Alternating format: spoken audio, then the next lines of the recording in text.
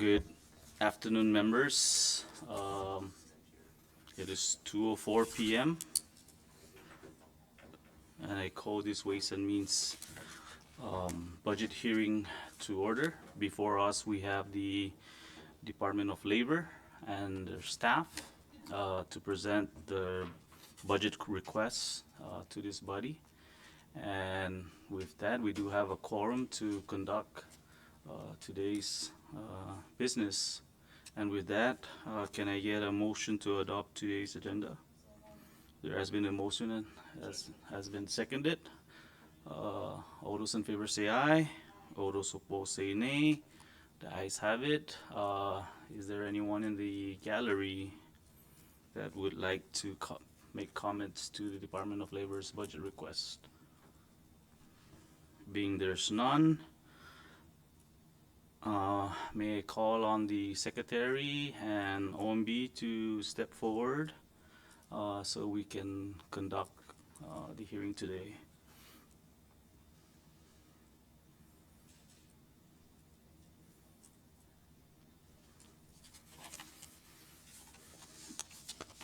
Thank you, Secretary, for being present. I know we had to make some changes to your schedule. I know it's a Friday and it's almost 5 o'clock somewhere.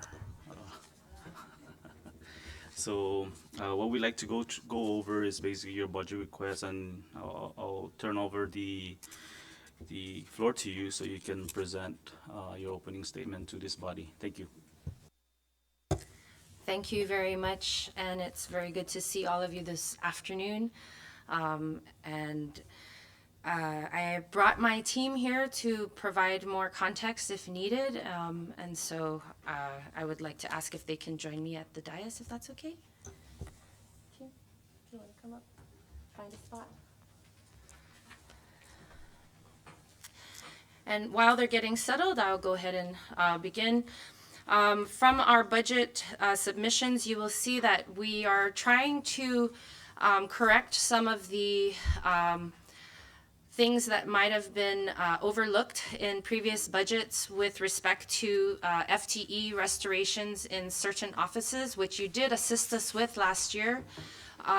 Unfortunately, due to circumstances beyond our control, we were not able to fill all of them before the budget season began, and some of them became frozen again. So we would like to humbly ask that those particular FTEs, especially in the administrative hearing office, be returned to the department. In particular, the hearing officer position, we were not able to fill it within that year. We did do at least 3 announcements through OPM, and unfortunately there was a time when OPM's website was down, so there was some lapse in our ability to promote the job and also for the processing. Throughout this last year as well, we found a few anomalies that happened prior to my tenure in the enforcement department. In particular, the person who is the current acting division director, his position was lost somewhere in the FTE game in previous years, and so he's been acting for the last 3 years, but did not. The processes that are supposed to happen within those 3 years did not happen, and he does not want to remain as the director, but his FTE was lost. And so as a matter of reducing the liability in the government, we want to make sure that we can return that FTE so that we can hire a person for the director position, but also maintain his civil service status where he belongs. With respect to the rest of our budget requests, operations is a big concern, and I know that it is an austerity, which makes our request even more concerning. But at this time, we are being floated by PUA funds for a lot of our operations. Not 100%, but I would say a very high percent, because PUA staff are in all of the Department of Labor buildings. We are able to do that. But the PUA program was supposed to sunset this June, And while we did get a no-cost extension, we are waiting to see if there will be a cost option, but that is not confirmed yet. And if that does not get confirmed, we will be in a really serious area of need for operational expenses starting in, I believe, September was the latest date. And so that is a big concern that we do want to bring to this body's attention. But that in general is the main issues that we want to look at. Oh, and sorry, one last thing. The WIA program currently is a program that was moved from the governor's office to the Department of Labor. And in that move, there was only 3 civil service positions. We would like to ask that you consider providing more civil service positions that would be funded federally, because it is a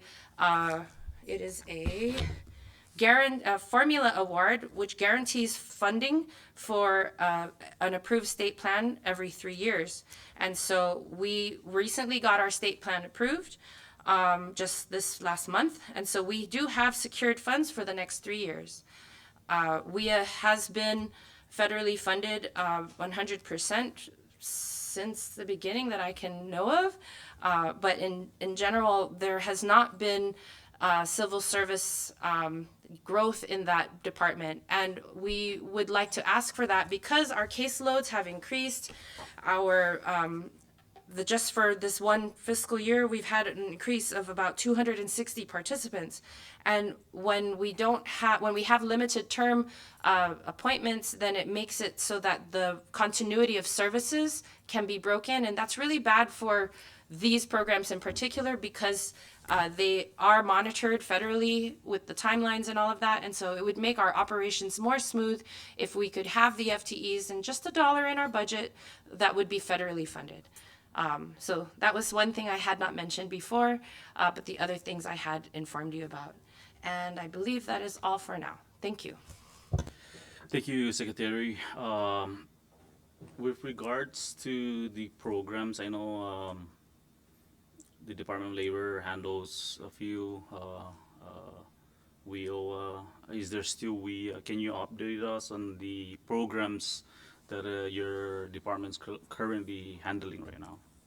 Yes, sir. So we do handle the WIA program, and within that program, we have a few different grants that provide training and education and employment opportunities through that program. We also run the PUA program. That one is also federally funded, but it is limited and was extended until June of 2025. And beyond that, we also administer the CW program and OSHA. Thank you, OSHA consultation, foreign labor certification (FLC) grant, and an MSHA grant, which mine and safety hazards grant. So with regards to the alien labor certification, I know you launched that I think a year ago, where you are going out to the businesses. How is that coming along, and with the data that you're receiving now? Well, the survey that we launched a year ago was kind of like a test to see what kind of responses we were getting. And we did not really get very good responses from the entire business community, but it was a small enough sample that we could give some information. But it was mostly focused on touchback.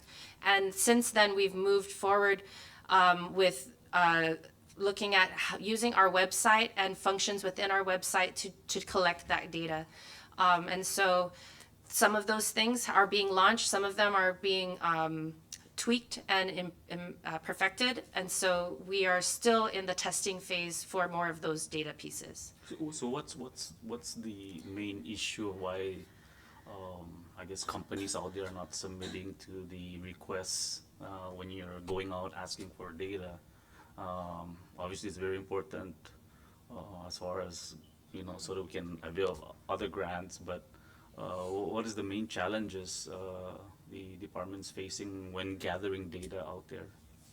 Well, responses have been the hardest part. We do have a method that we can monitor, like if we send an email, if they opened it, and then we can also monitor if they clicked on the survey. And so what we found is about 20% actually opened the email, and then we only have been getting about a like 12% response rate so far.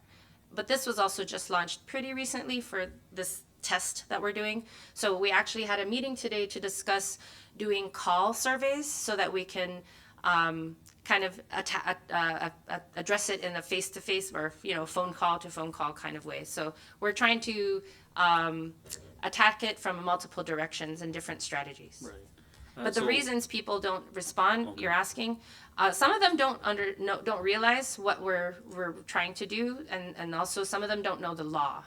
Right. So is there something that this body can do to better, I guess, either amend laws or implement laws so that we can at least gather this information? Right now, we don't know what type of, I guess, positions are out there and what's available, and then does that affect our local workforce? Are we getting response from our local I guess, people to apply for these positions? I mean, That's part of what we're aiming to look into with the survey that we're looking that we're launching. We have questions for the applicant, and we also have questions for the business side, so that we can cross-reference.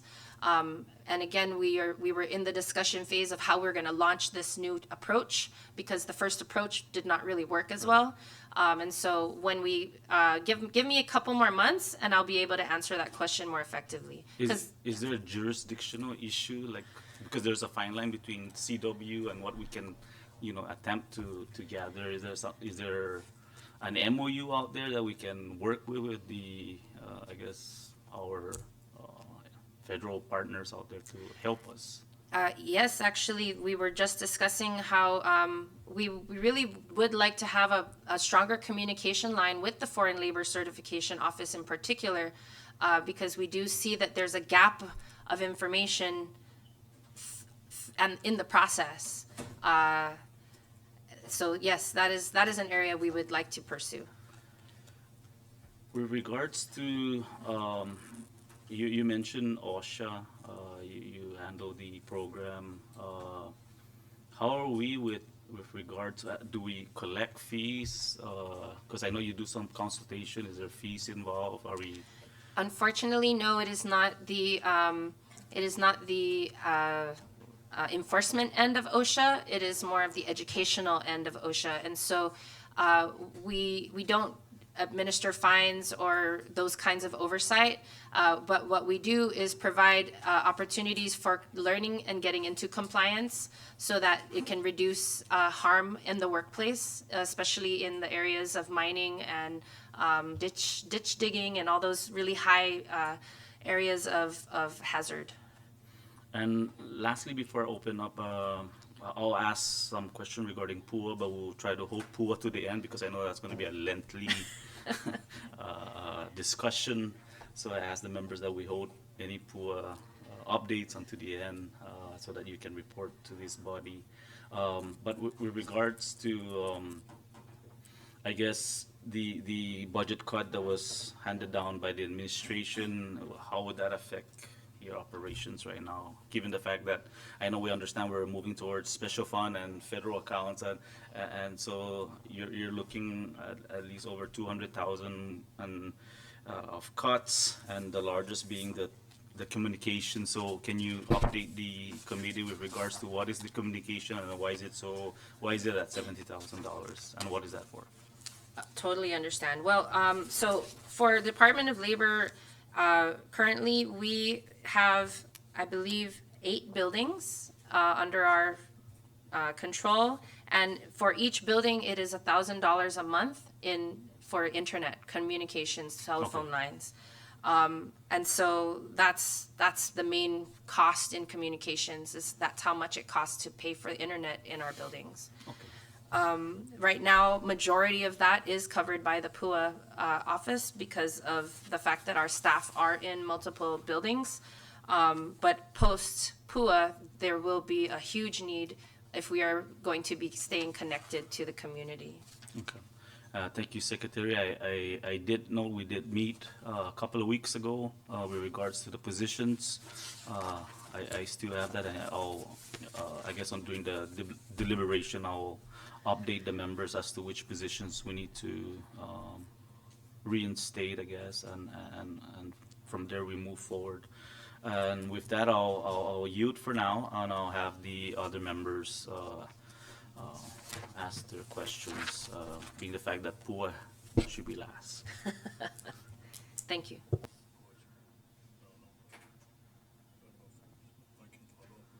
Okay, I'll recognize the Vice Chair. Thank you, Chairman. Secretary and your team, good afternoon. Ms. V, good afternoon. Thank you guys for joining us this afternoon. Just a follow-up question in regards to OSHA and other programs, right? I know that the enabling legislation allows you guys to promulgate rules and regulations, correct? Yes, it would once it is passed. Oh, that's the new bill that's sitting in the Senate. Yes, sir. Yes, sir. Are we in the process, labor in the process of promulgating rules and regulations at the present time? We have a long list of what we would like to see updated, but we do recognize that there are parts of those regulations that are connected to other laws that are not in the process of being reintroduced for update. And so there will be more that we would probably ask for to update us, in particular the minimum wage as an example. Currently, it still states that the CNMI minimum wage is at $3.05 an hour, and that other parts of labor labor laws that maybe don't align with the current reality of today would be something we'd love to see updated as an example. Okay, but I'm more leaning towards the fees and the fines. Like, for Yes. example, with the OSHA, right? You guys are not in a position to I guess, be the enforcement entity, but at the very least, you can add fines to companies that don't have OSHA certification, that need OSHA certification. We would love to consider that, yes. And other programs, right? It just like whatever the federal side hits the companies on the CW workers, we should just mirror those things and double up on the fines. Yes, sir. Like, for example, the idea that some of FLSA doesn't apply to smaller businesses in the Marianas because FLSA, has different rules about which businesses it applies to because of their size.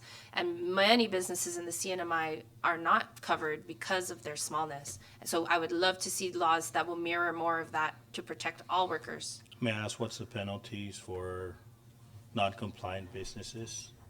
Like hiring a worker to work for them and they're not legally, or they don't have legal status in the CNMI as an employee or whatever. Well, I will defer to my hearing officer because she would be the one to levy those kinds of fines.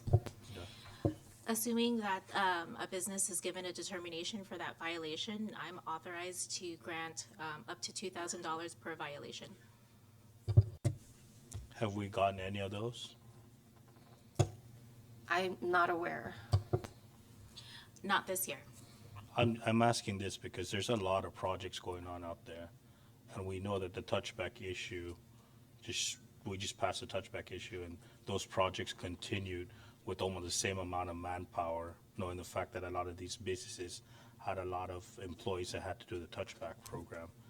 So I wonder if any complaints came to labor in regards to employees being utilized or workers being utilized for these projects that are not on status here in the CNMI. So just to give some background and context, as far as receiving complaints, our office, the Administrative Hearing Office, receives all official complaints, whether it's from the department itself filing a claim against a company, or if it's from an employee filing a claim against their employer. Sometimes there are people who want to just investigate and not really initiate a claim. Those don't come in front of me because those aren't real cases. I only take on the real cases. And so for me to be able to sanction a company, they have to file a case, because it would not be proper for me, and it would be a violation of due process for me to issue any kind of sanctions without actually going through the hearing process. I do understand that, but are there boots on the ground going to these job sites and looking at paperwork, documents, all that kind of stuff?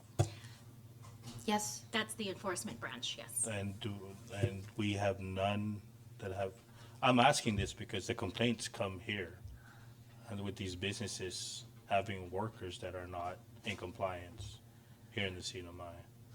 And obviously, if they're talking about $1 million big time money projects, right?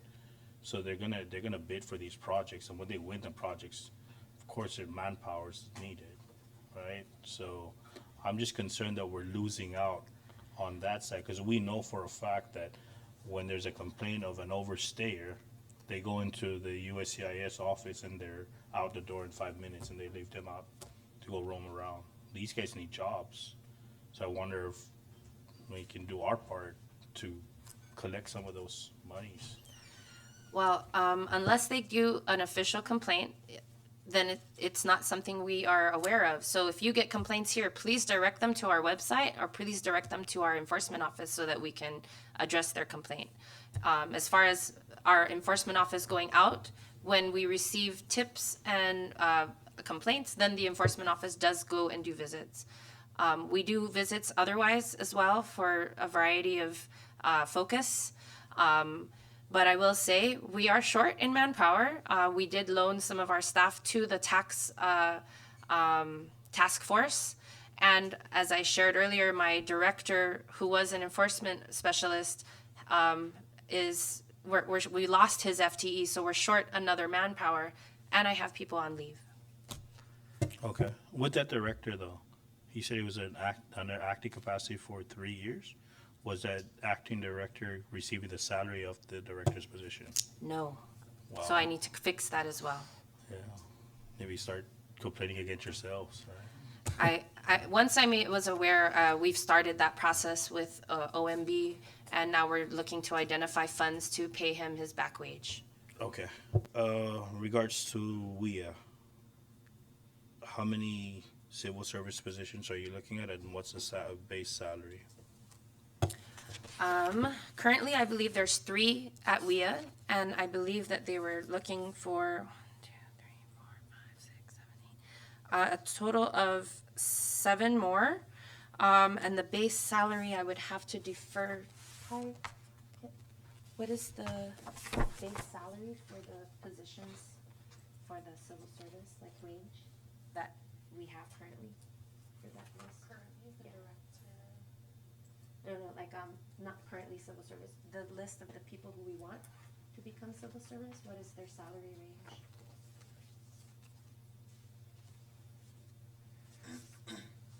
Sorry. You don't need the exact number, right? Because you're saying this is formula based, and all we need is $1 Yes. to trigger the Yes. account. I'm looking at the WIA section for the budget submission, and there's quite a few vacancies here. And I don't know if this is just a typo, but there's multiple repetitive names. Like the division director is listed here 3 times at 59,116, and you as secretaries also They're different also funding listed. sources. All different funding sources. Because of the austerity, some of the funding sources or the people are broken into multiple funding sources, so. Okay. Yeah. And that's fine, but what about the vacant positions? Maybe we can deduct $1 from these vacant positions, and you say that the grant's good for 3 years, correct? Yes. How confident are we as labor that we're gonna be able to continue after 3 years? So WIA is a formula grant. So every year they're getting another year's money. So we're pretty much always riding on 3 different years of funding for WIA. As long as we continue to submit our workforce plan and that it is approved, we will always get that funding. The workforce plan is a 5-year plan. The funding is good for 3 years. On the 3rd year, they do a review of the plan and how we've made progress, and then they reauthorize the funding. So we get another 3 years. And in that 5th year, before the end of that second year of funding, we rewrite a plan. And during that time, there's so much feedback and technical assistance. We will always get this funding. We, are being a federally funded Department of Labor program that is authorized by the U.S. Congress, will always get that funding unless there is something changed in U.S. Congress. And that's our biggest fear on our end, right? There's a lot of stuff that we can do in the CNMI, that decisions are made from 8,000 miles away that totally derails programs here. Yes, but I can tell you that there's so much activity right now in getting equity to the territories, especially in federal access to programs. That recent GAO report that came out that talked about data inequities in the territories. If you know, there was someone who came from the Office of Interior Affairs to look into this issue, and they brought economists from Palau and some other areas to see what kind of data the CNMI collects in labor, in finance, and at commerce, to see how we can triangulate our data to look more and provide more information like they do for federal states everywhere. And so there's a lot more attention to the territories and our access, so I highly doubt that they would reduce anything, and that they should be just giving us more. Oh, that's our hope, right? Yes. We hope, and that's good. I think that shouldn't be a problem. That shouldn't be a big problem for us to assist labor with, especially when there's no resources being utilized from the general fund. How And many revolving? Go ahead. I was just looking at what you were asking, that are the new FTEs here. I believe that these are positions that are currently being held by an LT, a limited term appointment, and so by opening it up, it would just allow for civil service transitions, possibly. But of course, you have to follow the OPM process. Yeah, and I guess WIA is okay with that. Labor is okay with that they have to follow the Of salary course. schedule of the Civil Service Commission rather than creating your own salary schedule for those positions. I guess that is the trade-off that is expected, and if a person would not like that, then they don't apply for that position. Well, we're gonna be able to give you the NOPs in this budget, but we can't switch them to civil service positions until the position's filled and down the road. Gotcha. When they actually have employees already filling those positions. Okay. So we'll give you guys, that shouldn't be a problem giving you guys the NOPs. And we won't take it away from any of your divisions. Thank you. On the revolving accounts, how many Yes. revolving accounts you guys have, and how much? I believe we don't have an actual revolving account, but we have that special account, which is the CW fund. And so the CW fund is one account that we then use to distribute the funds to the appropriate training and education entities that are approved by the CW plan on an annual basis. But within that account does have administrative fees for our administration of the CW program. Then the CW program's at 1.7 million still? To be honest, what I've learned in this last year of administering the program is that it is a revenue-based program. And so while we can make the budgetary assumptions until the revenue actually comes in. So what I found over the last 3 years was that Department of Labor was overestimating the budget of the CW monies. What we were actually receiving from USCIS was very different than what we were budgeting. So last year, we budgeted, I believe it was 1.7, but I think we only received 1.1 million. So the way that we just rectified the situation in distribution is we focused on the percentage that was approved by the CW, by the USDOL from the CW plan. So people received the percentage that was approved, although it wasn't the exact amount that would have been given had we received the entire budget that we assumed. Yeah, the numbers that you guys have for CW workers, is it easy access for you to get the federal side of how many total applicants? Not at all, which is why having a relationship with the Foreign Labor Certification Office in the U.S. federal government would be highly ideal, because then we would have a direct communication about these numbers. Yeah, So 'cause- the numbers I'm relying on are the GAO reports, which are a year off. So I have data that's 2022, but I don't have a confirmed number for 2023. I'm only going off of the numbers that I have from the CW funds. But then if you look at the foreign labor certification approvals, the permit numbers, and you do the math, it doesn't add up to 1.1 million. So I'm not sure what the number is.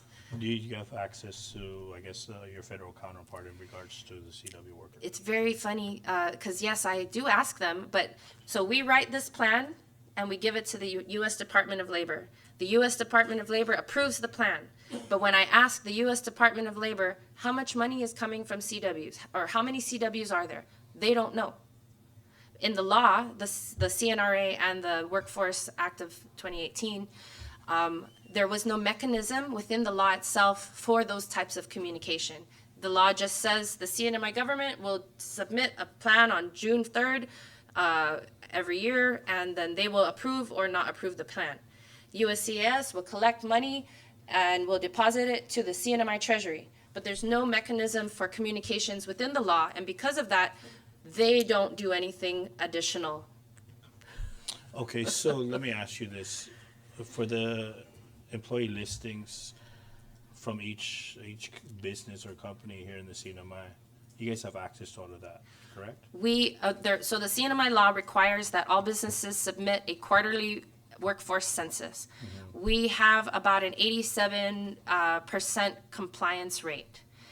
From that compliance rate, we do have that, but it is in an Excel form. We have been working for this last year in creating a digital program that we could feed that data into, and it could create reports for us. Right now, we do manual sorting and things like that on an Excel. So yes, we have some information, but it's not as accessible as we would like it to be. But we're going to launch something starting in like July or August. Okay, but just on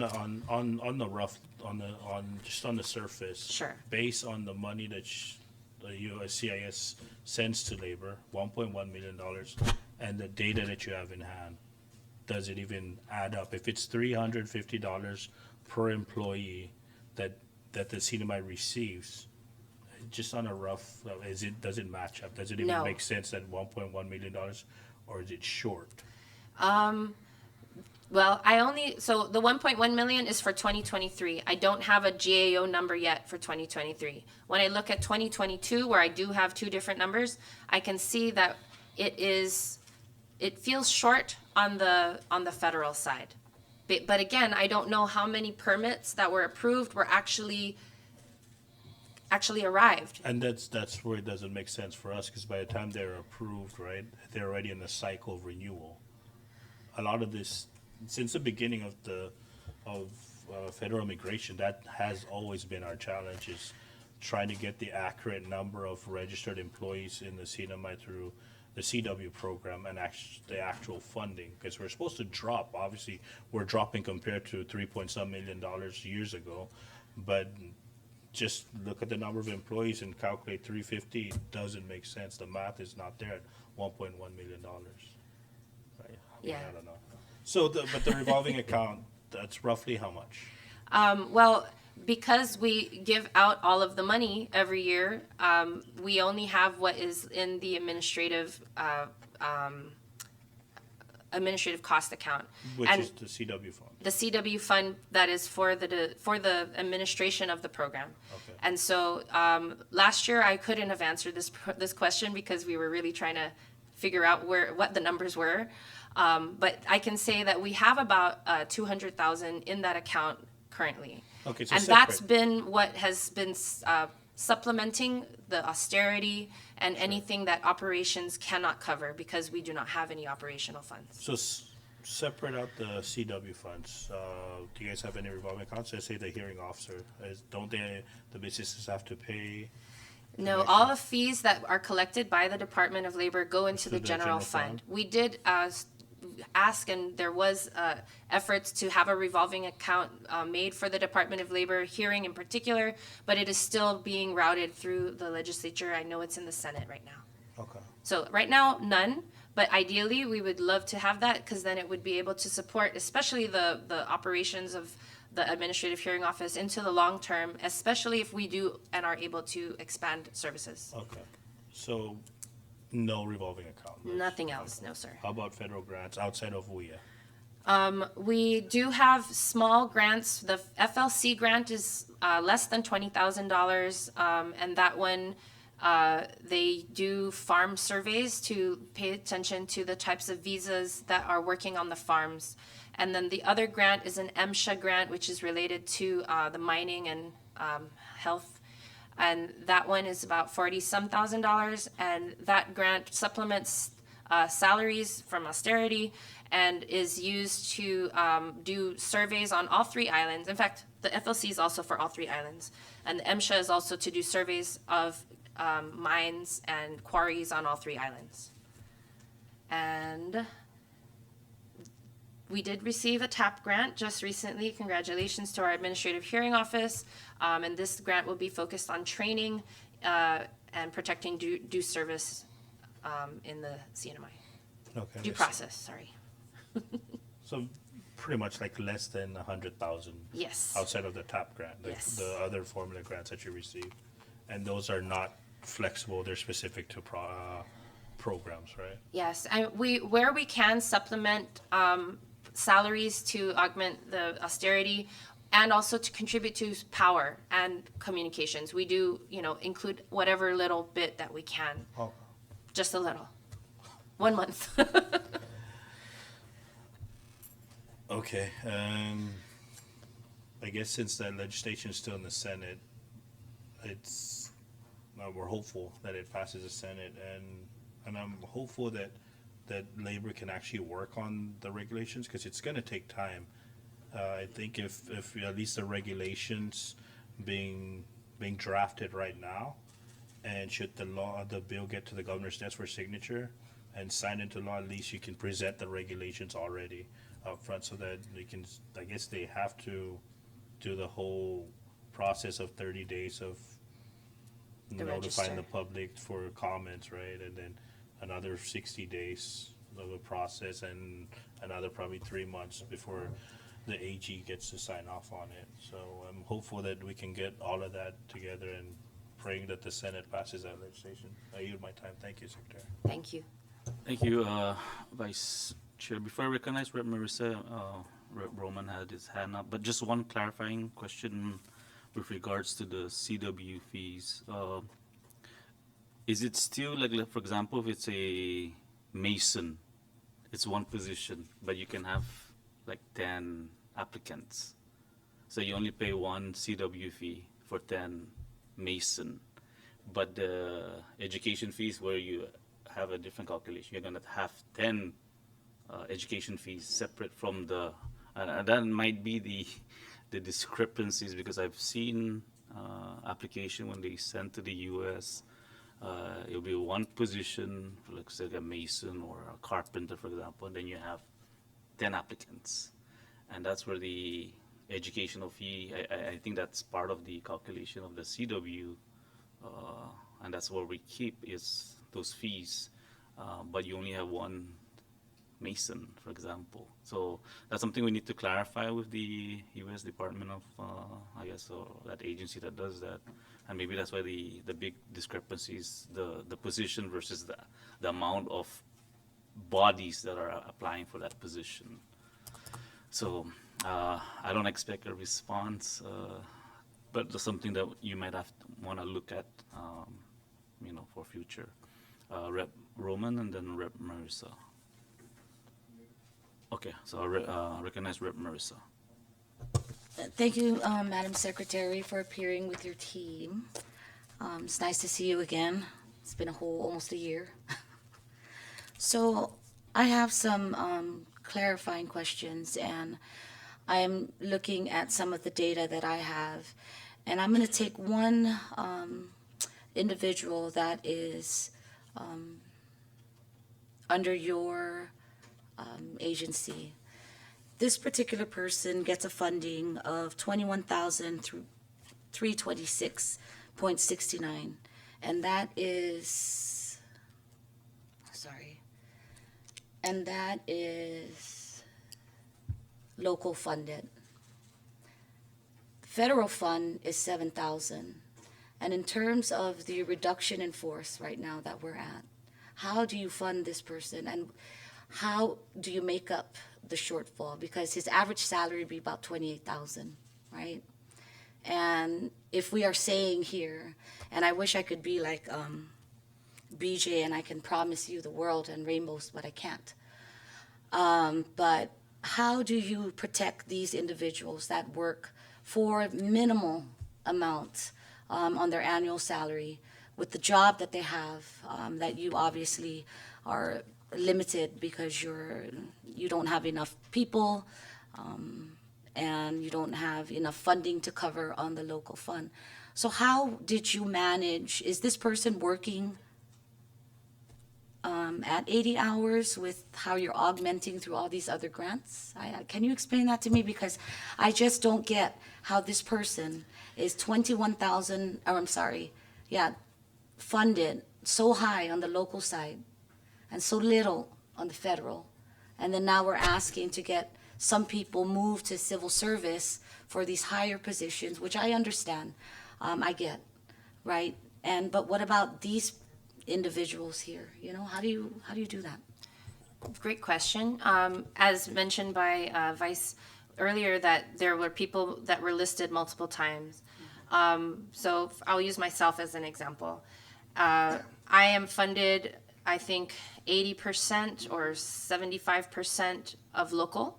So that person you're talking about, $21,000, that's like 87.5% local. And the other remainder for myself is broken up, I think like 10% from PUA, 10% from WIA. I think that's it. But that's how we were able to augment the missing local piece. Is what if my function as the secretary is to work in both of those other departments, then it's justifiable. For that one person, I'm not sure which funding source that 7,000 comes from, but if they are working, well, the FTEs that I'm referring to are for WIA, and they are not supplemented by anything else because they're fully federally funded. Yes. But that person you're talking about might be in employment services, and in employment services, there's no federal grants. So the way that we justified using CW administrative cost money is that as part of their role in monitoring the JVA programs and doing all of the employer declaration, certifications, all those different parts that are part of the CW program, we were able to use the CW revolving account or special account to augment their salaries. To be fair, so that the whole department is not, or is that, so that not some and not all are being addressed, we made it so that basically if you didn't have a federal fund to augment your salary, we looked at how you work with CW programs and then use CW money to augment their salaries. So that person is probably in either enforcement or employment services, and we use CW money to cover the rest of their austerity time so that they can continue to provide services for the department. Does that answer the question? Yeah, it does. And I guess in terms of fairness, right, and employment, Yeah. and these individuals have a percentage between 25 to 44% federally funded, right? And you're in an agency to balance fairness as far as employment is concerned. And if the funding source, the highest funding source, or majority of the funding source is local, and looking at our current situation, right? How do you, I mean, you answered it. It's just augmentating that because And I guess I want to be clear that no one's gotten a salary increase by the augmentation. This augmentation was just to maintain what they were receiving, so that, like, then the fairness is that like in the Department of Labor, at the beginning, only the fully federally funded programs had no austerity, but then everybody had to do work with related, Right. to CW work. Right. So in an effort to be fair, we tried to make sure that everybody got some kind of a percentage if they didn't have a federally funded percentage, so that we could maintain services in the department. Thank you, and I think that's fair. That's what we aim to do. And All or nothing. right, exactly. So in terms of 100% federally funded programs, federally funded employees, I might have missed that. How many do you have that are 100% currently federally funded? Every PUA staff is 100% federally funded, and every WIA staff is 100% federally funded at this time. So only employment services, the administrative services, and enforcement are locally funded majority. But because some of them do work in PUA, some of them do work in, well, mainly that is where the other augmentation would have come from. Okay. You mentioned. And OSHA, I'm sorry. OSHA is also fully federally funded. I apologize. Okay. He's not here, so I can't. So you mentioned earlier, and this is in regard to Rep. BJ's question, that there was a director who was working over 90 days in a capacity and wasn't getting paid. I just want to make a comment that I really appreciate that you are doing, demonstrating very good leadership to ensure that this person, an individual who has managed this position and took this role, is compensated for the work that he or she has done. Good leaders are very hard to find, but good leaders will always put their people first. So for you to, manage that and ensure that they are compensated for that, I have to commend you. Not everybody will take a bullet first for their staff, but surely you have. So I really appreciate that. My next question is in regard to the hearing officer. We are having many horror stories in regard to the administrations and some leaders in the administration who are failing at conducting themselves in a manner that is fair. And let's take up grievance, for example. Now, because the CNMI and the AG's office does not have a qualified hearing officer or an independent hearing officer, it leaves the Department of Labor as its only lone person to provide these services if and when you can. Because first and foremost, you got to protect your grant. You got to protect the hand that feeds you, which is the federal government. So you take those cases first. I'm assuming in the private sector, correct? Everything else is, if poor Miss Jackie here doesn't, pop a vessel here because she's just overworked, I'm sure. How have you figured out a way, or is there any remedy to assist the CNMI executive branch to take on these cases? I thank you for that question. I know that we have done our effort to try and push and advocate for that bill, because that would be the first step in opening up that opportunity. And I am sure Ms. Jackie has things to add, so I'll let her continue. Thank you for the question. Just to clarify and give some background on the Administrative Hearing Office and how we've tried to assist, we've kind of attempted it in a lot of different ways. Before the pandemic, before the influx of PUA appeals, there were agencies that just needed a hearing officer for one case or for maybe like 2 or 3 cases max. And at that point, I was able to do it. Prior to me, what used to happen was the former hearing officer who had their business license would, would submit a bid or whatever and would do it as a private attorney. I didn't want to go that route. So what I did was we executed an MOU with some of these agencies to allow us to do it. But then PUA happened and we got about 300 or so appeals, or maybe 250 appeals. And I couldn't prioritize other agencies when we had so many of our own.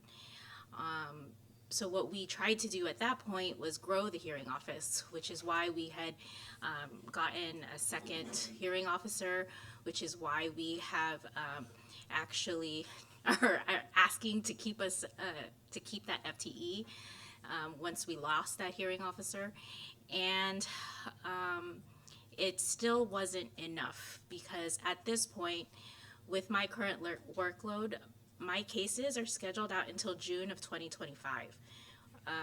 I got an appeal today, and it's scheduled, I think, June 19th of 2025. And it's not that I'm not doing enough. It's back to back to back. And if I could do more, I would try to. But realistically, without the staff to help me, without a second hearing officer to help me, when I'm doing all the other administrative and clerical managerial work, it's not possible for me to take on like a director position and all of the hearings all of the time, because what goes into a hearing is what you probably don't see.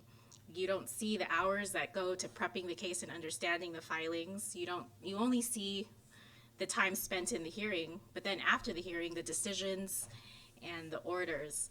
So a lot of work goes into one hearing, and it takes a lot of people to have that hearing in terms of clerks receiving documents, organizing files, and we just don't have the resources to be able to do more. So at the level that we're functioning, that's where I could say that we could at least competently serve one person at a time. Because if we were to take on more, it wouldn't allow me enough time to get people their decisions after their hearing. So what we're seeing is we've sacrificed having long hearing wait times so that people don't have long decision wait times. And that means it might take you a while to get your decision or to get your hearing date, but you'll get your decision within 2 weeks. Okay, thank you for that that information. Miss Leila, I guess my question to you then would be, I know I heard you saying that you would like 3 more civil service positions funded. If you were to have a wish list, I cannot commit to any of this, right? But I'm just asking. And we could give you somewhere to help these people. How many hearing officers would you need? I know that we would need at least 2 to start, which is what we had. What I'm asking is to maintain what we had from last year, which is the 2 hearing officers and the hearing clerk at the very least. We were finally able to hire a hearing clerk, right? Hearing clerk just last week, and that was from that joint resolution that you all supported. Thank you so much. The reason it took so long, again, because of the different issues with the OPM website, and then with the budget starting right around the time that we were able to get the joint resolution, kind of almost paused it because we were told that all the open FTEs were frozen. So if we could just have another year to hire what we were given last year, that's what we're asking. The third FTE that I'm asking for is to fix the liability that was caused by the loss of that one FTE in the enforcement department with that one director issue. So the 3 I'm asking for is to correct and reduce the liability of the government, and also to open doors for the government to reduce further liability in the fines that could be granted by not granting due process to all those people who are waiting. Thank you. And I think that's one of the things we rarely talk about is the liability, right? We don't talk about it until we're in that situation. And I don't think it's fair that the public has to inherit this liability because we just didn't plan right. I guess my next question would be for Ms. Vicky. Is there any funding with CIP or anywhere that we can give and use for an extra hearing officer to help these people that need it? Thank you for that question, Congresswoman. So for the CIP program, it's specifically for the program itself, infrastructure projects. And so there is an administrative part of that project where, you know, they hire for administrative purposes. But I'm not sure if the CIP program is needing an admin hearing officer, but I believe that funding through any lapses that becomes available can be redirected, reprogrammed from within the general fund to assist the administrative hearing office. There's just so many ways that we can make it work. We just have to collaborate together and, you know, work the numbers out. Okay, I guess then, Miss Vicky, my ask would be, can you help us collaborate? My office gets a lot of complaints regarding cases. Hearing officer here, we need a hearing officer, we need a hearing officer there, they need hearing officers. The CNMI public cannot afford to get a private attorney. So they have to route to Miss Leila for free services. They don't pay anything. So I'm not sure how else to help. But if our job here is to help everybody, including every other public servant that receives a paycheck, then our due diligence obviously is to figure out a way to help these people that have problems, with their employer, maybe in a private entity, or might even worse, the CNMI government. They have nowhere to go. Please, I'm asking, Ms. Vicky, if we can work together to figure it out, even just one FTE, to help these cases. I can't imagine what it feels like for me to go in to Department of Labor, have a hearing, and then for the hearing officer to tell me that my next case to be heard is next year. That amount of mental stress is too much. There's a lot of things that can happen. Stress level in the house might cause the individual to, who knows, domestic violence, alcoholism. It's a ripple effect. So all I'm asking is if we can work together, please, to figure out a way if we can fill that one position so that we can help our people. Because I don't think it's fair that someone has to wait 1 year. And I think the judiciary is the same problem. We can't even get anybody to hear a case and it's already 2 years in. So imagine that. The people deserve to be heard and their case tried, at least, at the very minimum, and have a judgment, whether it's in their favor or not, but offer a solution. Because right now we're running out of solution. We have nothing anymore. We're just literally surviving. When are we going to thrive? And I think this department has a lot of avenues to help. And a hearing officer is definitely one. So please, Ms. Vicky, if you can figure out a way and we can work together, I would truly appreciate it. Acknowledge the request, and I totally agree that the Department of Labor's administrating hearing office is overwhelmed. However, I also know that they tried, I don't know how many different ways that they wanted to do it, but they struggled to find somebody who would be interested to be another hearing officer to apply for that position that's open. There's a lot of full-time equivalent positions that are vacant. And like I said, collaboration between departments. If you don't need your FTE, can you give that FTE to us so that we can hire a hearing officer? There's, like I said, there's just so many ways that we can make it happen. The collaboration part is important. And thank you, well noted, Ms. Vicky. And I would have to agree, maybe some people don't want to give up their FTEs to any other agency. But if you can find me, okay, there's a minimum amount here. And we can probably start at that same amount. If you can find me that amount, I can find you a hearing officer. That I can promise. I cannot promise that they'll hire them, but I can promise you that I can give you a list of people that might want to take it for that salary. But I'm pretty sure, just like everybody else, no one's going to give up an FTE. But if you can find me even 1 year at that rate, I can probably find you, Miss Leila. I can probably find you 3 that you can at least vet. Okay, thank you. Thank you, Miss Vicky. I yield my time. Thank you, Chairman. Thank you, Rep. Marissa. Rep. Benavente?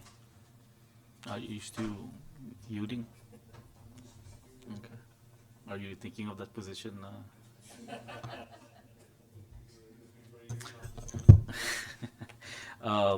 Secretary, with regards to training programs, I remember you mentioning about training programs that Department of Labor is offering. What are those? I'm glad you asked. Our WIA programs have been really doing very well. We have several different pre-apprenticeships happening right now with the care economy, so childcare. We also have a pre-apprenticeship with construction. We're actually on our 2nd cohort right now. And what I'm hearing is that they haven't even finished the first program and people are getting job offers. Our apprenticeship program, in addition to the pre-apprenticeship program, has also really taken off. Last year when I came here, we only had 2 apprentices. Now we have over 30. We have 8 business partnerships. But the one thing that we're still trying to get to is construction apprenticeships. But with our pre-apprenticeship, it has opened the door to make some relationships with some businesses that do construction. And so we are seeing that we're getting some momentum, and we highly anticipate that we will have more construction partnerships next year in particular as our pre-apprenticeships grow. So the programs that we have can be for training, they can be for education, and they can also be for job placement. So there's like multiple different options for a business person or an applicant looking for work to look into when they go to WIA. They say WIA is one of the best kept secrets, and we want to change that so that it's not a secret. We want businesses who are looking to help reduce their bottom line by using our programs to help augment their payroll. We want businesses to invest in their employees by using our training programs to pay for the courses that people take to upskill themselves. Maybe a business wants to promote one of their staff so that they can open up an entry-level position. These are all the kinds of things that WIA provides supports to, and the programs that we want to sell. Thank you for that update. With regards to the State Workforce Development Board and its grants, I mean, can you update? I mean, I've been out of the board for a while. Can we get an update as to is the grant still active? Or, Yes. Is there? We So- just finished our 5-year plan, and it was approved with flying colors. When you compare our progress to the other entities, everyone else is still pending. So we actually have beat them all out and got an approval right away. Good job, WIA team. And that means that we have already been confirmed for our formula award for the next 3 years. Yay. What's the For award? the formula Approximate. award, Joe, I'm not sure what the number is. So they vary in for each grant. So we have different grants within the WIOA Title I program. So we have the adult, we have in-school youth, out-of-school youth, and we have the dislocated worker grant. We also have other discretionary grants that we're running, particularly the Quest grant. We had turned in a request for a no-cost extension, so we're waiting to hear back from them on that. That's the biggest one that we had in terms of our discretionary grant, which was 7.5. It's unfortunate to say that we haven't spent a lot of it because of the very slow activity within the business community from when the time we got the grant. However, this year it started to we started to spend more, and we're assuming it's because a lot of it is the touchback issue. So there's a lot of growth right now within the business community. I also wanted to point out that aside from the private businesses, we have been serving a lot of government agencies lately, providing them the opportunity to address some of their budget issues by providing them trainees for their offices, and with the hope that they can take them on when they get their budget passed. Thank you for that update. So the challenges are basically what I didn't catch the challenges as to why the funds are not being expended. A lot of it is commitment from the business community. A lot of it is they're more reactive than being proactive. We've launched a lot of our initiatives and programs as far back as 3 years ago. I think, in my opinion, the business community is just not buying into the fact that the CW program is going to go away. But as of last year, when they started sensing the effects of the touchback, I think they're more aware now. So, like I mentioned earlier, there's growth in the services that we've been providing to the business community. As a matter of fact, with the numbers that Secretary Leila shared earlier, we've grown last year, our program year 2023 to this program year, we've increased our participants from, sorry, I forgot I need glasses, from 283 to 543. So that's an increase of 260 participants from last program year. Thank And you if I for- could no, add to sure. that, only because I see so much negativity in the news, and I wanted to point out that the last 3 years have been the lowest in our economy because of the pandemic. And I see now in our data for this year, we're seeing an increase. We're starting to see that we're past the bottom of the curve, and we're seeing ourselves go back up. And that's what I'm recognizing in our data and our programs, that we had lowest participation in 2021 and 2022, but we're seeing that since 2023 and now in 2024, there is an upswing happening. Thank you for that. With regards to the apprentice, does some of the grants cover the cost of the schooling or the trainings that they're going through? Or I'll let Joe go into the detail, but there's different parts in multiple programs.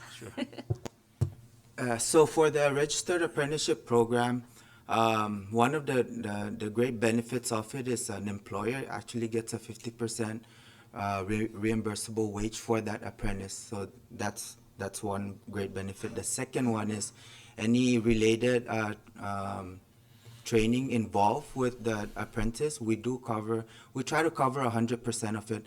As a matter of fact, all our apprentices right now, everything is covered up to 100%. And that also includes supportive services. So anything that's required of that apprentice to have by the employers, things like equipment, PPE. We even go as far as providing them boots for construction boots, right? So at this time, our capacity enables us to provide almost 100% of the cost to put an employee into an apprenticeship program. And the beauty about it is at the end of the program, they get a nationally recognized credential from the U.S. Department of Labor. So it's just another career pathway for a lot of our youths who's not looking into going to college.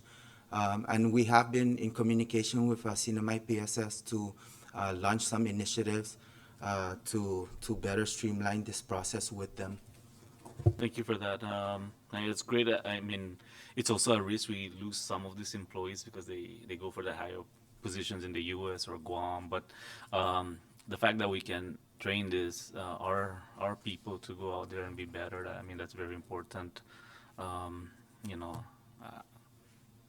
can I show my masonry work? He's not certified, but. I certify myself. Thank you for that upgrade. With regards to the youth, this summer, are we hiring kids this summer? Great question. I know that the WIA program is collaborating with PSS and the Chamber of Commerce. And so, although it hasn't been 100% launched yet, they're still discussing some of the finer details. But it is the last day of school, so if there are any parents watching, yes, there will be a summer program, and stay tuned for details. We are a partner in this progress. Joe, would you like to add? Yeah, I want to add, aside from the partnership with PSS and Saipan Chamber of Commerce, we recently partnered up with CHCC to launch their summer program. Yesterday, I went to visit CHCC, and there was just an influx of youths with their parents there trying to apply. So, unfortunately, for their program, they're only looking at doing 16 youth participants for the island of Saipan and 3 each for Rhoda and Tinian. But you may ask, what's going to happen to the rest of the applicants? That's where we're going to try and funnel them to the partnership with Saipan Chamber and PSS. What about like government agencies like MBA with like the cleanups and DPW? Does that extend out to the government entities with regards to the youth? We just need someone to take the initiative. So the way we run a lot of these summer programs is we fund their wages or their training costs. Right. But really, we don't really administer or initiate the program. Oftentimes, we just partner up with the different agencies. So, let's say, for example, if the governor wanted to launch his own summer program, and he invited us to be a partner, then we surely can partner up with him and provide him the services or the support services that he would need to run that program. Right. And if I may just add on to that, one of the requirements in WIA is that the grant does have like specific percentage goals. And we just got a waiver approved like last week that allows us to address more in-school youth. Because the in-school youth, which is the summer programs, our percentages have always been smaller. So we were trying to find a way to increase that percentage so that we would have more funds to do this. We didn't have that in the past. The program was very strict in the percentages, but just this last year, WIA has been loosening up different parts to allow for more variability, and so this is one of those areas. And because of that is why we are able to reauthorize and restart this summer youth type of thing. We would not have been able to do it last year, but now that we are able to, we would love to, open up that invitation to other agencies to consider for future activities. Yeah. Thank you, Secretary. I mean, a lot of people don't understand the work that's coming out of the Department of Labor. A lot of people think it's just an enforcement arm of the government, and they don't see the many programs that you're offering and taking advantage of it, and that goes for the businesses too. So thank you for sharing that. I believe we're Thank you, Chairman. you to you, and then I'd like to congratulate you guys, Laila, that are here today. That's a very interesting program, and really, it would really serve the community, because you also, as a principal in the past, you know how many students graduate out of the schools throughout the year. And we're challenged, with the students that gets out of school. Not everybody's going to go to college or stuff like that. So, in essence, the program that you have on hand right now really enhance the community to more or less move ahead with regards to our development and everything that we have. I think, it is a very crucial think that we would really push forward for that as much as we can, because right now we got so many graduates from Mount Carmel to all the different public schools. You knew it, and I know it. You know, we've seen it. So if those students that chose to work, you know, could be afforded with that type of opportunity, I think it would be best. I don't want to say anything beyond that because I know a lot of the issues. Oh, and another thing too, I'd like to share with you. You just mentioned earlier that you had how many buildings that you have in hand? 8 buildings. You have 8 buildings, and how many personnel do you have in total? A total of about 75 to 80. Wow. We have a little bit of turnover, so. PUA is our biggest program. There are over 40 staff in PUA, and the remainder are in our smaller divisions. Yeah. 30? Oh, 39 in PUA, excuse me. 39 employees? Yeah, in PUA alone. But including the rest of the department, it's about 75. So you're still short-handed as far as, Well, because Your each operations division has different number of staff. So in the administrative hearing staff, there's only one. She's only the hearing officer. But as a hearing officer, she cannot do the intake. She cannot do the scheduling. She can't do all of that in her office alone. So her office is why I'm asking for an additional hearing officer and a clerk to help in the administration in the office itself. In enforcement, we have, I think, my number is, I didn't bring my glasses. Enforcement has, I think, 7, but I believe, I think we need 8, like I said, to correct the mistake from the past. And within enforcement, we actually have loaned out a person to the tax task force, and we do have someone who's been on extended medical leave. So there's missing partners to do the work. That's why we're asking for those positions. and that's true, you know, what Representative BJ alluded earlier with regards to that, because, excuse me, it is really critical. There's a lot of freelance operators out there that needs to be, you know, needs to be addressed as far as the enforcement for their job and stuff like that. When there are all the different companies that are doing illegal hirings and whatnot. Those are the type of, because we're at the same time, if we weed out all these people that are causing us to have a problem, we can put our own people that are honestly looking for a job to make ends meet. And that's the only thing that is my concern too. Because I've seen it, I've heard it, I'm out there in the community, I've worked with different, you know, people in the construction and whatnot. So I know it. And with that said, you know, I hope that we can all work together to try to see, because I know the budget wise as far as our fiscal capacity here in the CNMA right now it's in a dire situation. So I just like to mention you. that out. You know, when I look at our JVA site, you can see how many people have signed up, and I see so many of my former students. Every student in school needs a job. It doesn't matter when they graduate, every kid needs a job. Whether they go to college or they just go straight to work, every kid needs a job. And we need the resources to be able to help people so that they can get the right qualifications, so that they can interview well.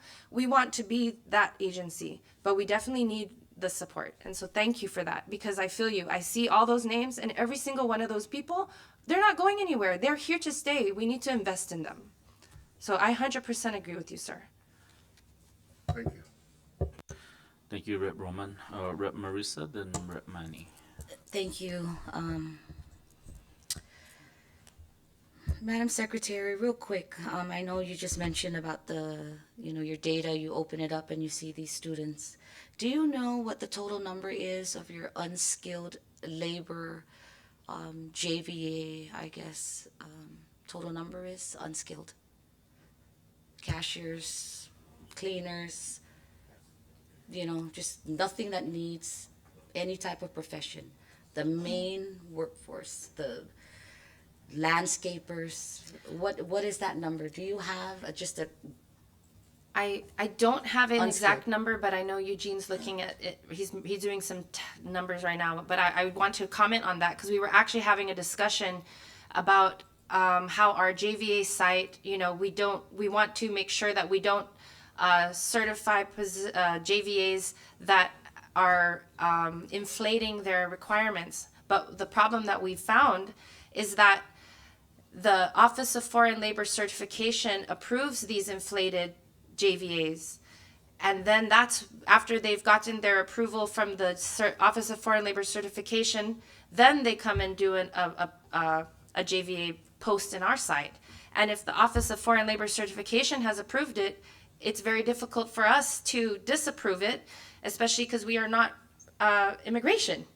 And that's kind of where a lot of this confusion comes in, because we are not immigration and we have no jurisdiction whatsoever about immigration. And we are a middleman in a process that we have no control over. So while there will be some of those, it's very hard for us to be the correction stick when our superiors in the federal programs have already approved this, and which is why, again, I reiterate why we want to have a relationship with foreign labor certification, because it feels counterproductive to what we're trying to do, to give our people these openings or these opportunities for unskilled openings, but they're inflating the requirements. That's right. So, and again, and that's one of my biggest things is that the government is the biggest employer of the Commonwealth. You go out to the private sector, you have these kids going in, you have no experience. Well, how else are they going to get the experience? They just graduated from high school. And I remember growing up here, we were able to go and get summer jobs, which is why I think it's very important to continue the summer job program. I also think it's important for PSS to start their co-op program again. I'm not sure if that stopped or not. I was told that it did, and I'm not sure, so we'll leave that up to Chairman Manny to figure that out. But I think that's important because I look at all the construction that's happening, all of it. And I can see two individuals who are not even local, and I'm not discriminating against anybody. But if their job is just to shovel and level out dirt, I am sure we can find someone who has exited from high school in the past 3 or 4 years. We can feel that. And I just can't understand for the life of me. But if your office is beginning to start communications with the foreign office or whatever office that you had mentioned, then I commend you for that. We do have also a federal Foreign Affairs Committee chairman that you might want to reach out to him and maybe help you start this dialogue, because that is an important piece that we need to address. And without addressing that, we're going to have the same situation over and over. Cashiers, my goodness, we can't even get a local to fill a cashier job.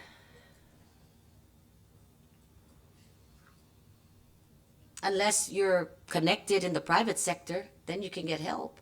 But other than that, if you're not connected anywhere, you can't get any help. So please try to work on that, because the kids that don't leave need work. We do not want to have an inflated poverty population because we failed to provide the jobs when we could, but we just didn't. Right? We didn't address the problem. So that was my only concern to that. I mean, we're doing an injustice, and it has to be addressed. So please continue that dialogue Absolutely. with that office, and I'm sure your colleagues here and your former colleagues would love to, continue that. And if there's any way we can help you to get our children, our young adults in the workforce. And to start at the private sector, if that has to be, then so be it. So thank you. I yield my time. Thank you. Thank you, Rep. Flores. Rep. Manny. Thank you, Chairman. Thank you, Secretary, for being here and your team. Again, thank you for all your service. Resources are never gonna be enough. It hasn't been enough for the past how many years, but just want to say thank you for putting up with the workload. Especially in this economic times, the workload is gonna get higher. Looking at some of the budget requests here, and if this is correct, it shows that some of the CW money, CW fee money is going to Laddie Training Academy, NMC, NMTI, PSS. Yeah, but at least that's the few that I saw. Earlier this week we had Captain Mike from the Western Pacific Maritime Academy, I believe, Merchant Marine Training, and I just want to thank your office for working with him, because like Rep. Marissa said out there regarding jobs, and what you said earlier, it's very true. Having worked at NMC for a while, and especially DOC Commissioner was in here earlier, and with the outreach team, everybody deserves a livelihood.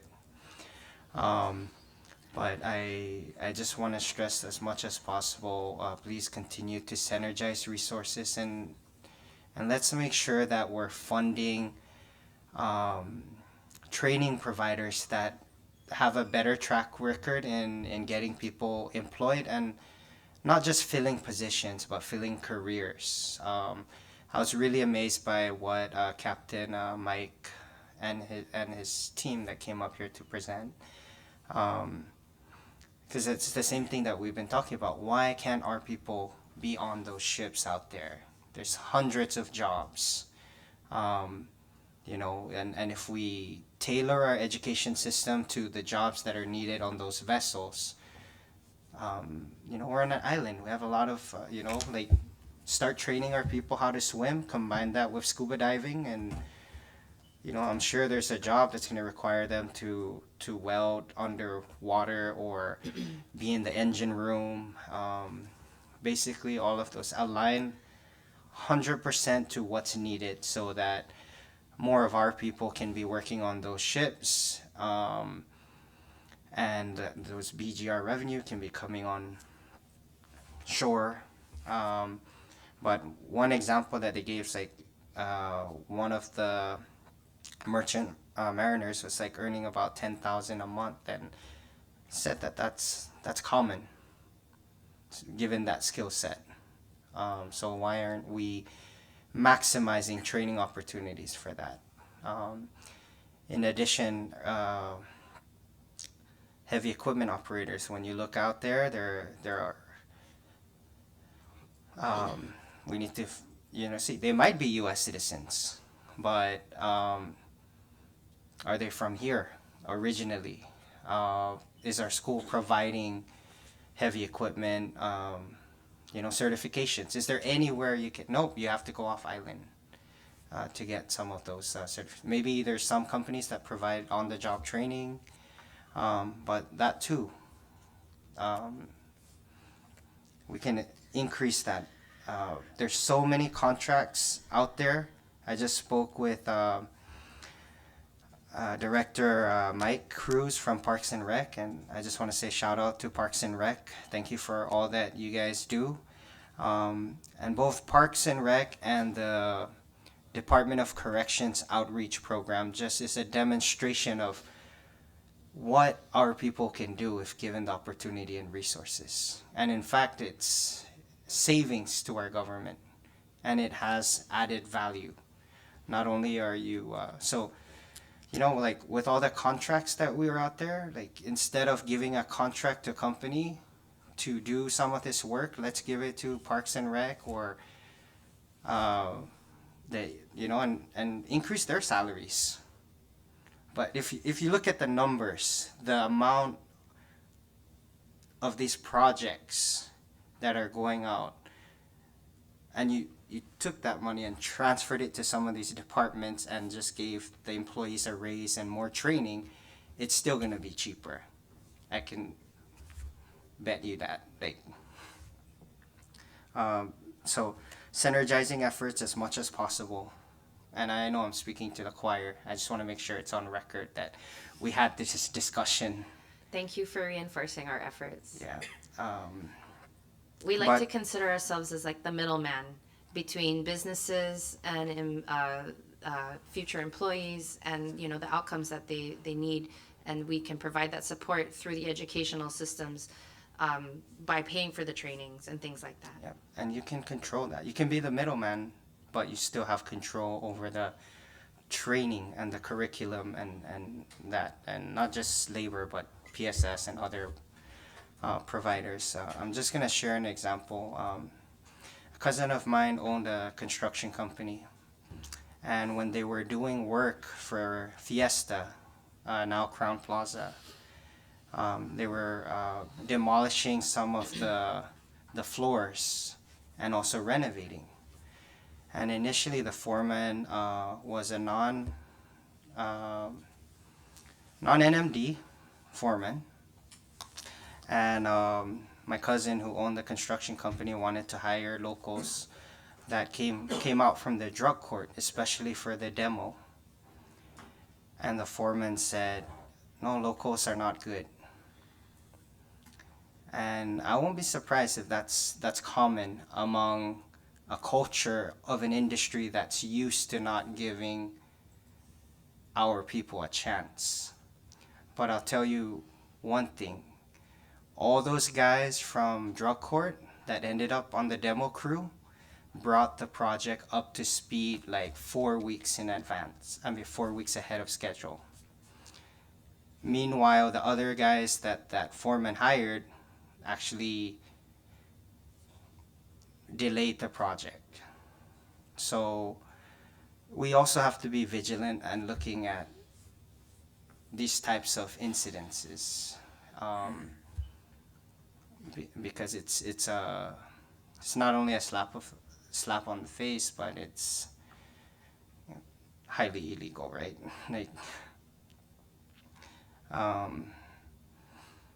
But it does happen.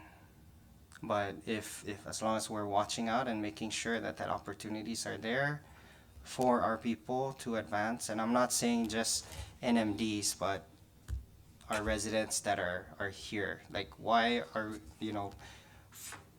can you correct me? I just want to make sure this information is right on the labor side. We have till 2029 still? Yes. So that's 5 years, or, right? Yeah. So we have to ramp it up. Otherwise, the supply and demand costs are just gonna go crazy. It's already crazy right now. Starting last year, the CW cap is reduced by 1,000 permits per year until 2029. I totally commiserate with you on the things that you're sharing, and that's part of our effort and our discussion of we want to create a frequently asked questions section in our website, so that when we see that those things are happening, or we hear in the community that those things are happening, but we don't get enough reports. Like, if we don't get an actual report, we can't assume, but we feel like maybe people don't really know their rights. So we do want to increase that kind of outreach, and so that's part of our next step plans, that we'll be updating our website with a frequently asked questions section that will have some areas for people to help guide themselves, so that if they're in those experiences, they might be able to find their way to do the right thing in making a complaint or addressing the illegality of any of that. Just to also give reference to some of the jobs that are out there. I mean, there are a few people that I saw, like, that I knew that was working as cashiers, and just a comment, like, every job leads to something else. It's how you look at it. And so there are two people that were working. One was working at Mobile, the other was working at Joten.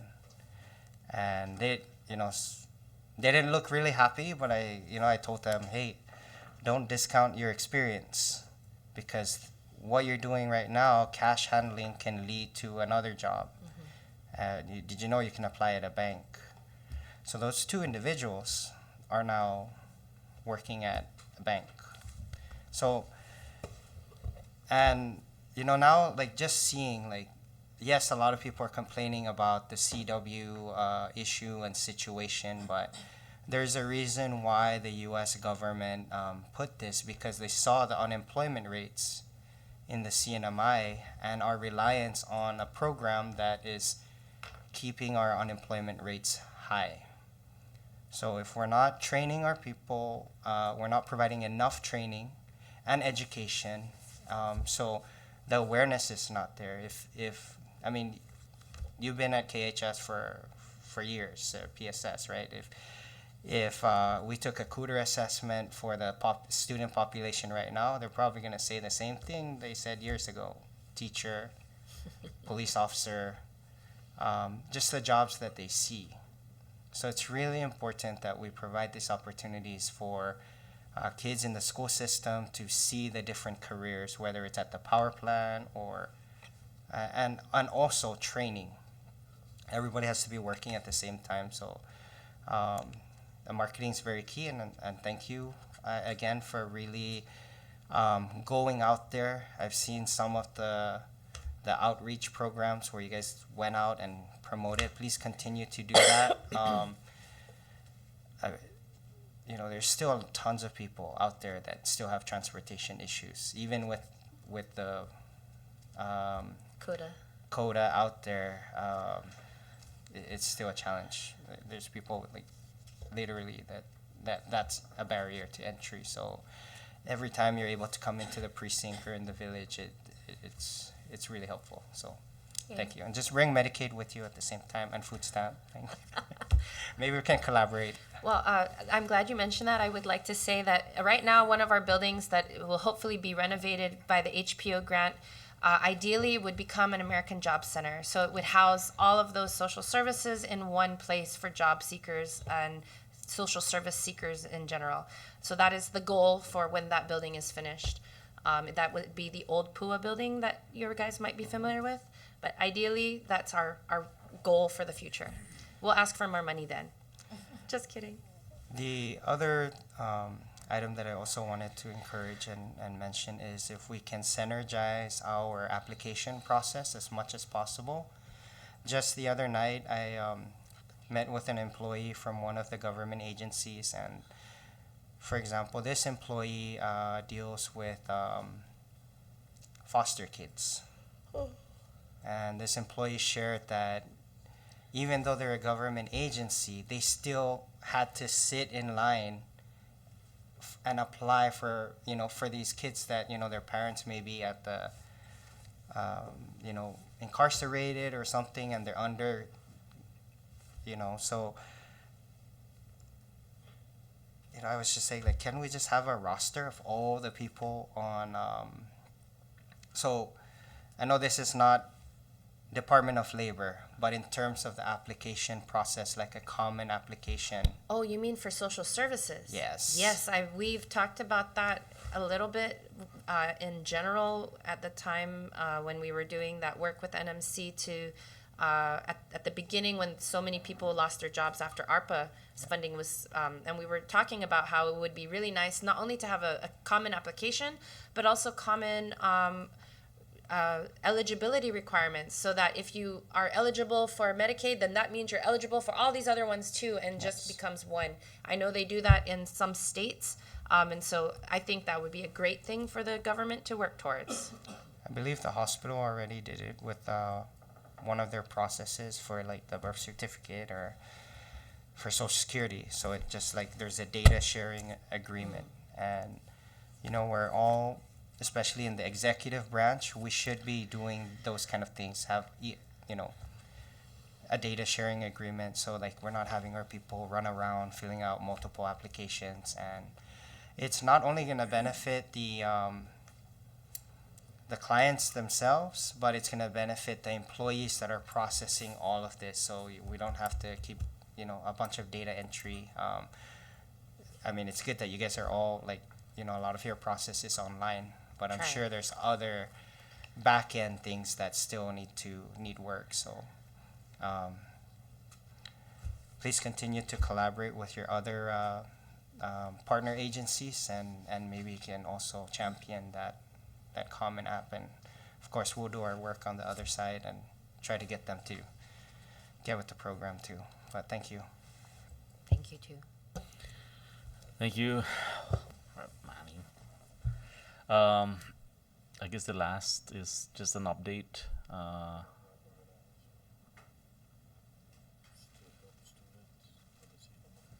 Okay, we support the students. Yeah, sorry I had to cut off the chairman, but thank you, Chairman, for holding your question on PUA.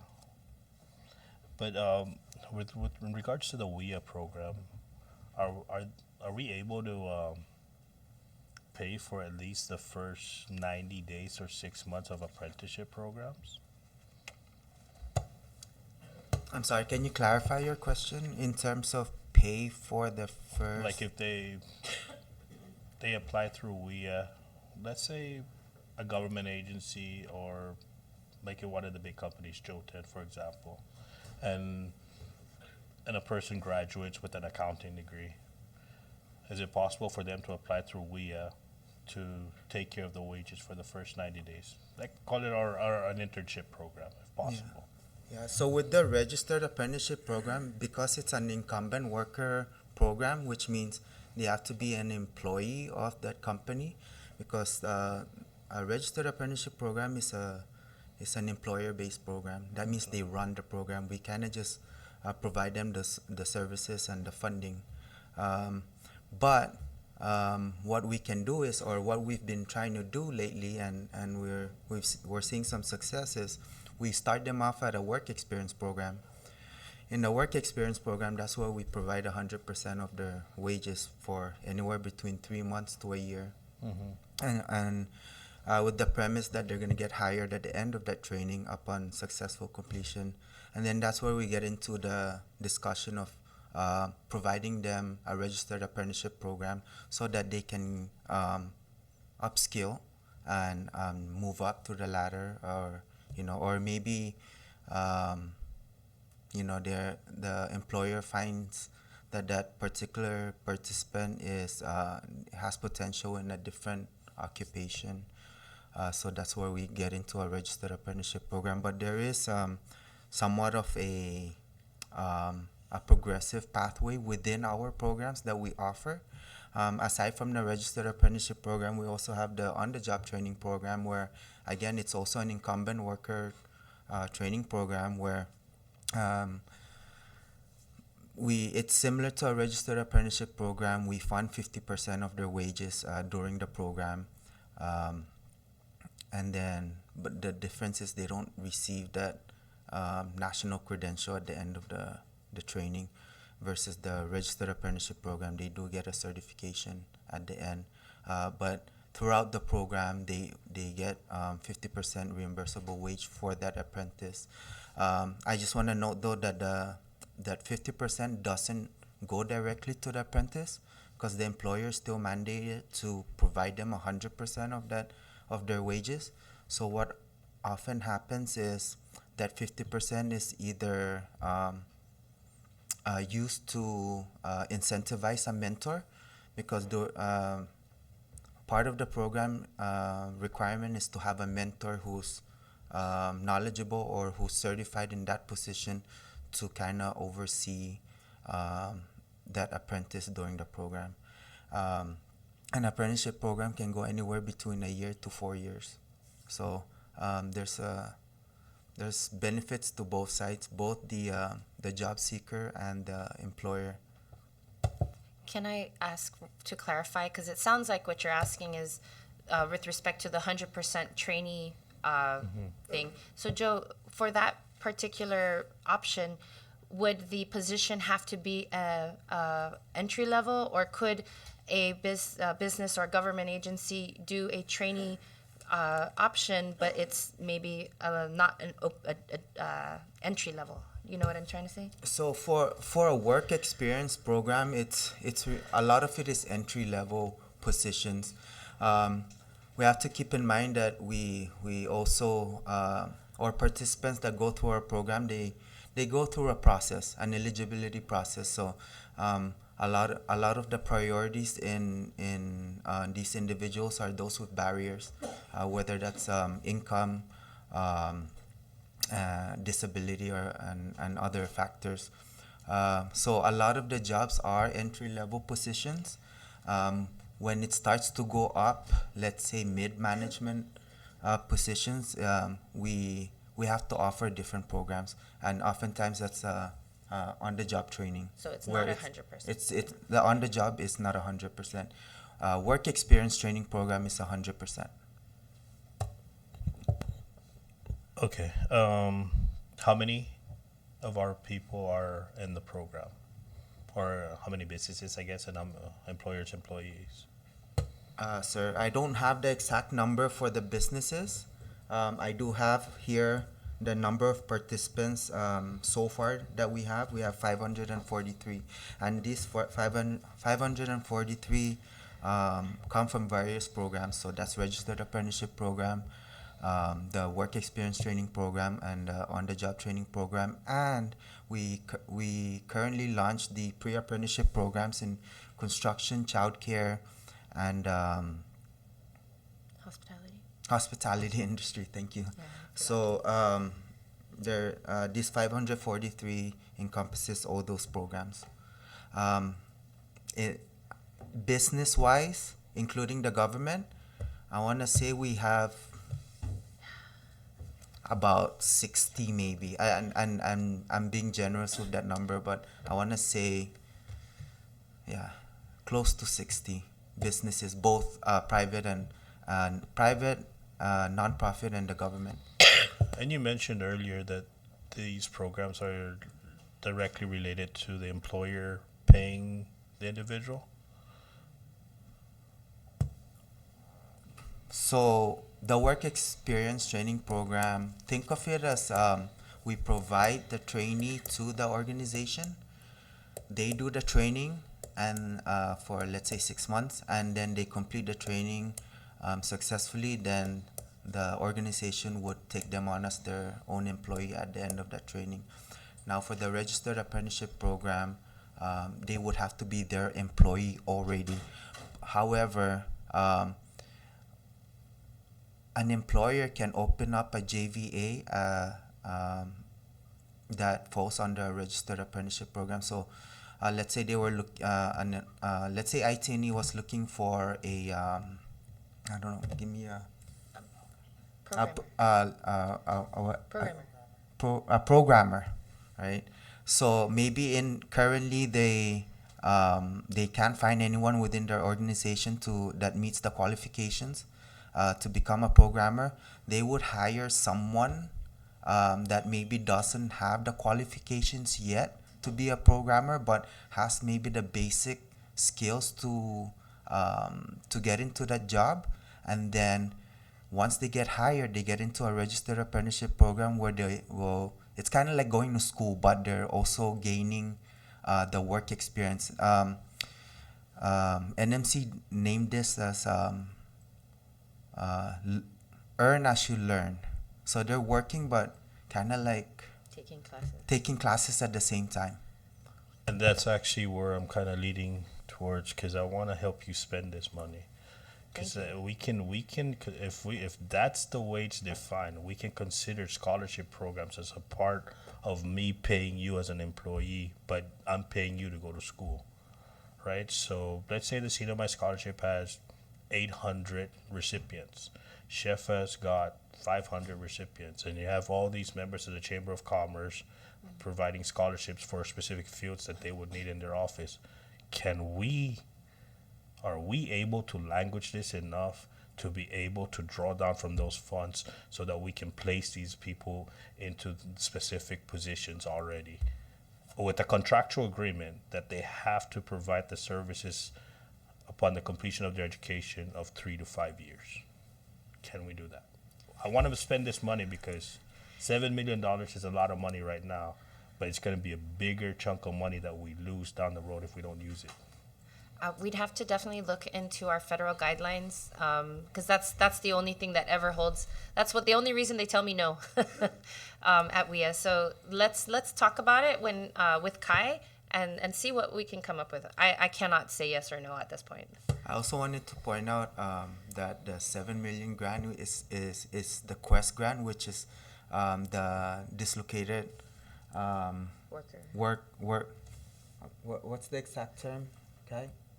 Dislocated. Just It's a DWG. NDWG, sorry, the NDWG grant. So the NDWG, which is the Quest grant, is very specific, and this grant is geared towards individuals who have lost their job or have been laid off as a result of COVID-19, long-term unemployment, and other barriers. So it's not necessary. It won't necessarily fund a registered apprenticeship program.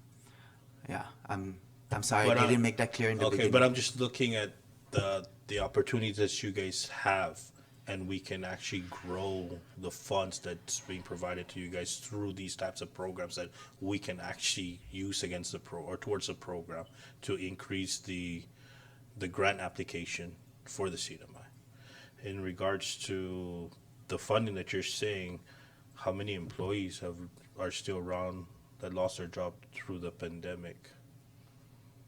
That to justify the $7 million is going to be very difficult, because now what we're going to have to be looking at is this 39 employees. The way that the definition was written for that grant was to try and address anyone who would come to WIA to apply.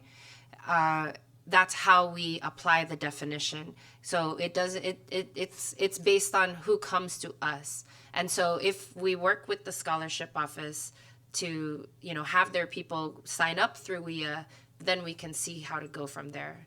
I think that's kind of like where Rep Manny's going, no? If we have this opportunity and we can use it, and we have programs that are available within the CNMI, not just the government, even the private sector, let's just draw that in. The faster we use the money, the easier we have data, the easier we have justifications for the next batch of funds that are available for us to apply for. I mean, in 2025, you guys said that the PUAS, you just got an extension till 2025, right? Yes. And that's 39 employees that are limited term employees that we're gonna have to face that actually can apply to that $7 million program. So, I mean, I didn't want to touch that, but it's a reality. There's gonna be 39 individuals that are not gonna have jobs after this funds are I guess depleted, or the program is exhausted, right? And I don't know how we're gonna be able to get them back into the system, but it's important that we use to our advantage what they're offering and try to language it enough so that we qualify our people. It doesn't matter private or public sector, but at the very least is to get them into the cycle. The faster we get them into the cycle, the more money spent in the economy, the more other stuff starts happening. Right? I didn't want to get to PUA, but I wanted to show that these employees will be the ones affected next year. Right? So thank you, Chairman. Thank you, Vice. So just a follow-up, because obviously we're still, I guess, the after effects of pandemic. We just have the hotel that's closing down, possibly others. So can these employees qualify, because the effects is still happening? It's not happening during the pandemic time, but obviously some of these companies took an extra 2 years or more before they realized they can't operate anymore, because the post-pandemic changed a lot of what's going on here in the Pacific region, and tourism is obviously the biggest effect post-pandemic, right? Yeah. I wish that we could say that, but we are guided by the COVID-19 CARES Act regulations that only gave us a window of, what dates, Zach? For, when did? Oh, Quest, not PUA? Quest. Oh, my bad. That's $7 million grant. I thought you were talking about PUA. We're late already for PUA. Maybe we'll come back for PUA Okay. another So, time. it's a participant, it's an individual case by case. So, oftentimes, so for example, the hired employees, we launched the rapid response. And so what we did is we took their application, we ran them through the system, and a lot of them will be considered either dislocated worker, and some of them, I believe, will have qualified under the Quest program. It's very hard to say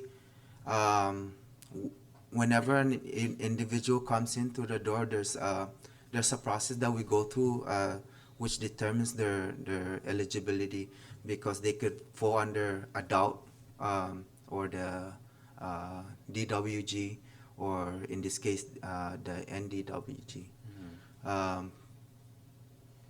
But I've also reached out to Asiana just today, so I'm gonna try and see what kind of rapid response, but we didn't get any notice yet, right?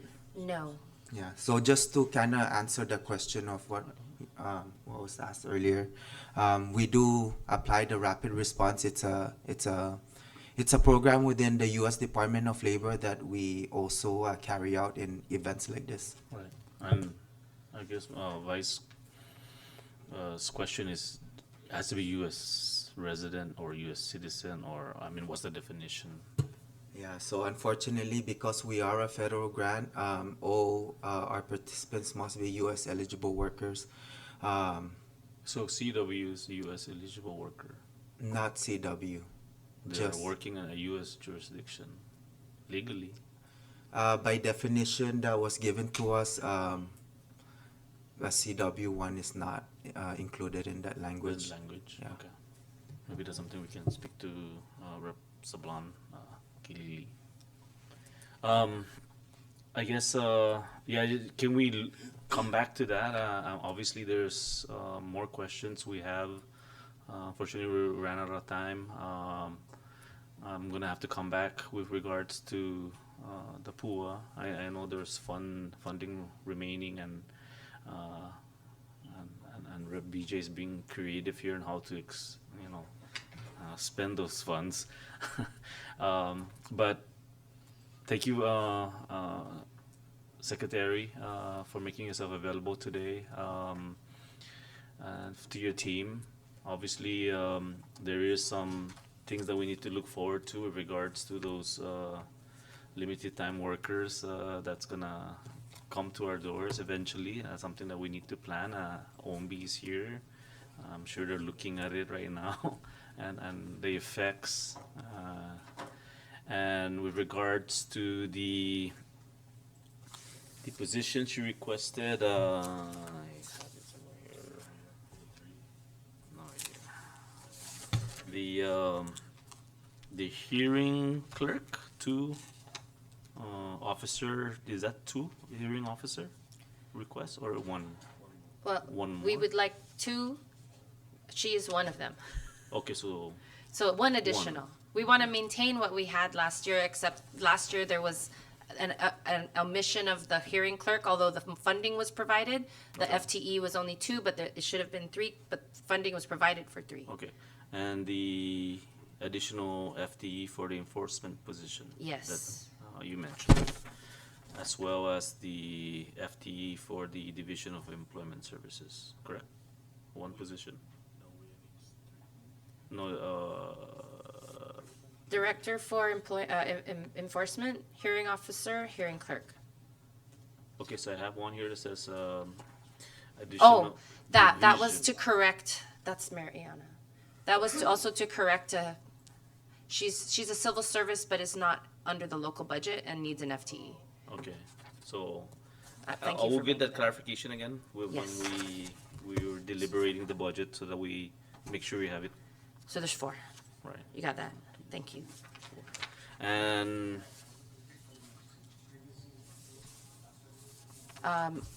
for for enforcement. The input. The position is the statistical analyst. Statistical analyst. Okay. It is not locally funded, but she is civil service, so I did need to get that back in. Yeah. Thank you for reminding me of that one. So 4. Yes. So I have that here in my notes. I just need to get organized. Thank you. But I guess thank you for making yourself available. OMB, thank you. I know there's not that much that we discuss aside from the pleading of the hearing officer made by one of the representative to plead. But thank you again. I know it's a Friday. Thank you for making it your time here available. I know we made some changes. With regards to PUA, I know there's the funding balance that you gave us. And I guess we'll request your presence at a later time when the body's here, because we still get calls and we just need an update on a different time. Not a problem. I guess this is the question of on the budget side, is just I guess it's 44 the listed employees here. You said 39, so 39 was PUA. There were 44, but we've had some resignations. okay. Yeah, we'll get it back. Yeah. So we'll set that. I guess Reschedule. when we schedule. Okay. I know I have a full schedule for the month of June. So as soon as the members are back, then we can go over the PUA. I want to thank you so much for supporting labor, knowing that jobs are the foundation of our economy and how important our work is to protecting workers and enforcing the law to ensure that there's fairness in our employment economy. We thank you for this effort and this attention. Thank you. Thank you, Secretary, again, and thank you, everyone, for making us available. The staff, Cam and Mr. Boloman. I forgot your name. Nick, yes. TG and our IT. Thank you, Rep Flores, for your presence today. And with that, if there's no further, the chair would adjourn at 4:06 p.m. Thank you again.